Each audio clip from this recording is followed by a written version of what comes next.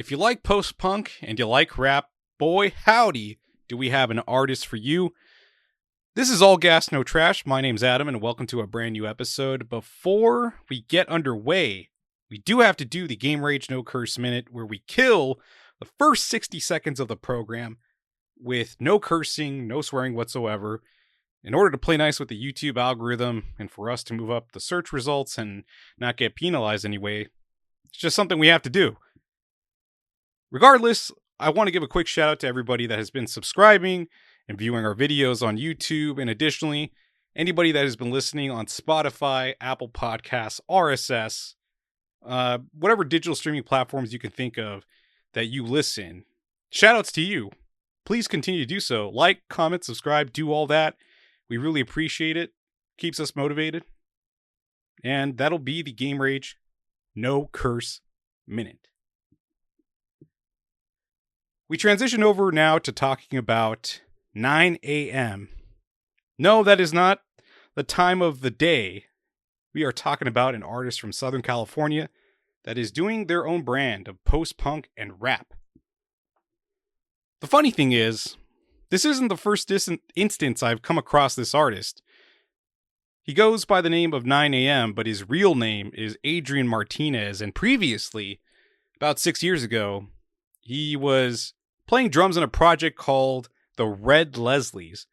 They were a local indie rock garage band, or rather garage rock outfit from, I think, the Anaheim area. And I was a pretty big fan of them. They were one of the first bands that I guess, discovered or found in my musical endeavors when I was getting more involved with music. And at some point, they decided to call it quits, and each person, Adrian Martinez and Louis, decided to go their own separate ways. And Louis has had his own incarnations of different bands, from performing as a solo artist and having a 4-piece band called the Bad Currents. And there was one other project. I forget what the current project he's working on. But Adrian Martinez is now known as 9 a.m., an artist that is doing post-punk and rap. To be honest, I wasn't expecting him to return to music because it seemed at the time that he was actually more interested in being a visual artist, working with different mediums, painting, I think photography. I want to say he just kind of works broadly with everything, but he's just an artist in general, and that includes in a sonic fashion as well. So for him to return back to music is rather interesting, and especially to hear him discuss that 9 a.m. is a project that is mixing post-punk and rap. I gotta say, it drew me in. And to be perfectly honest, I'm not sure if this is an original genre that he created, but I think I've seen other instances of this existing from a duo in, I think, the Dominican Republic or Puerto Rico that's doing post-punk with rap elements. Can't think of the name, but somebody sent me the account on Instagram, and might have to dig back through my messages to find the exact name of the band. But nonetheless, at least it's something local. It's something that hasn't been maybe done in Southern California, even if it is a genre that already exists. But the thing that drew me in about this particular artist is the fact that I was already familiar with him. And yeah, he's drastically changed his appearance. I mean, his hair is a little bit more shaggy, shoulder length, and before, when he was in the Red Leslies, he had a more slick back, undercut look, and radically different. And he's a radically different person, but it's good to see him making music again. And what we're going to do eventually is check out his latest single, or rather his newest single. Actually, before I could even say latest or newest, even though those are both technically true, this is the first single that he's ever released, and it actually came out in July. So I think we got to check out his song called Armistice that he released last month. Well, actually, no, we're in September, so we're probably, I think it came out roughly 6 weeks ago, so we're going to give it a listen. I'm not sure if I have anything else to add about him. I think that was pretty much it, but It's always great to add context where you can. For starters, I think it creates a greater understanding or perspective of a group of people or individuals within a project and their history.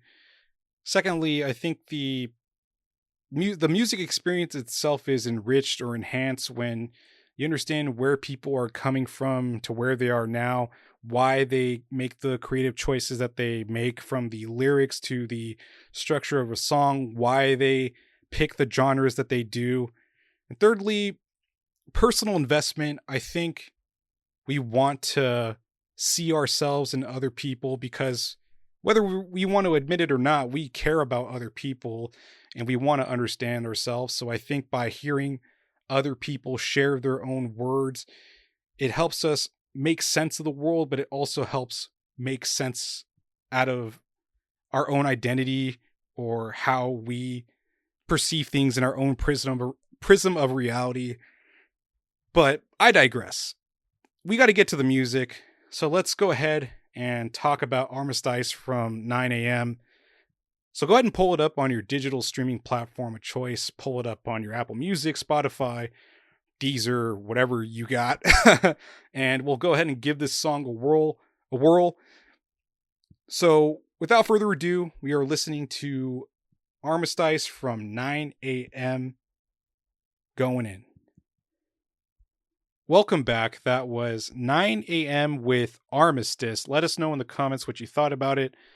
For myself personally, to be perfectly honest with you, the bottom line for me is that I find this interesting. Whether I love it or hate it, I can't say, but I'm a little bit closer to liking it now because of the fact that I listened to that band from the Dominican Republic that somebody showed me that was doing something comparable to this.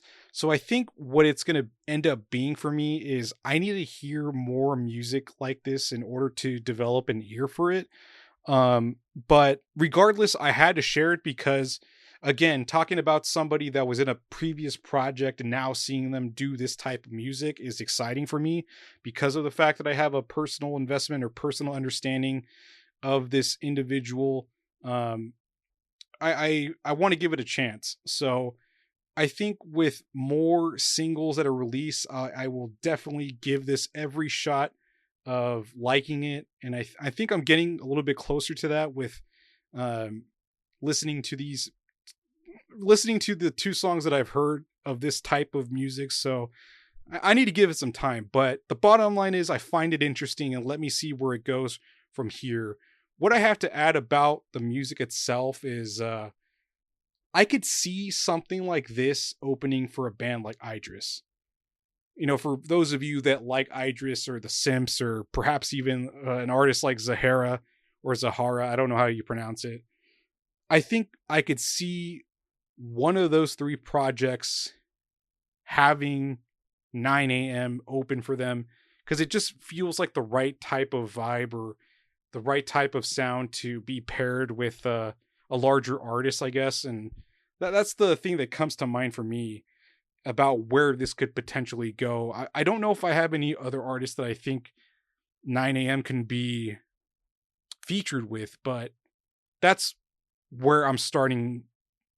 That's where I'm starting right now at the moment. But hopefully this opened your eyes to a potential new genre that you may have not heard, or maybe you are familiar with it and maybe you can enlighten me or share things with me from this realm of music because it is wholly new to me and I'm still getting acclimated to it. But let us know in the comments if you have any recommendations or anything like that. So please do that. Do me a service. Help me out. But that's more or less going to be it for the episode. Thank you so much for tuning in. And I will catch you all next time. And I'll see you all in the next episode. Thanks for watching. Or rather, thanks for listening. What the hell am I talking about? Anyways, goodbye.